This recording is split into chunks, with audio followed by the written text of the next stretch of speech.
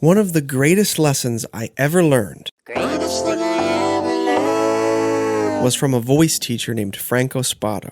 And although this lesson that he taught me was directly related to singing and practicing singing and improving your voice, I always felt that it was relevant to all creative endeavors. So this is what he told me. He said, there will be days where you wake up in the morning and your whole body is relaxed.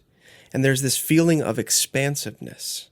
And you feel as though every note you can imagine is coming up and out of your body purely and without restraint. You feel as though you could do anything. You feel supernatural. You feel as though you get it.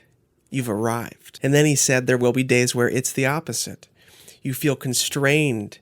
You feel your voice is restricted. You feel as though none of the notes that you're aiming for are coming out with the same clarity of your intention. And you'll think to yourself, I know nothing, I'm a complete failure. All this work that I'm doing is adding up to nothing. And he finished this lesson by saying, on both of those days, you are wrong. I never forgot that. There's so much in that that is worth thinking about if you're a creative person who's engaged with an artistic process. If you feel as though you've got it all figured out, then you'll be closed off to the ways in which you don't. An artist needs to practice being open to the new techniques, open to the new ways of thinking that will allow them to express deeper. And it's the same if you feel like you're a failure, like you've got nothing figured out. On those days, it will be tempting to think that all the work you're doing is for nothing. But isn't it nice to know that on both of those days, you are wrong? And you really are. You don't want to get carried away thinking that you've already arrived.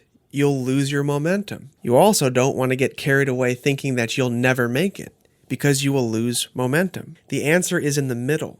When we practice being in the middle and constantly remind ourselves that, you know what, we're not that great and we're also not that bad, it has the effect of pulling you back from the map of your creative journey and the map of your life. And from that bird's eye view, you can take steps that are practical and measured. That was one of the greatest things I ever learned.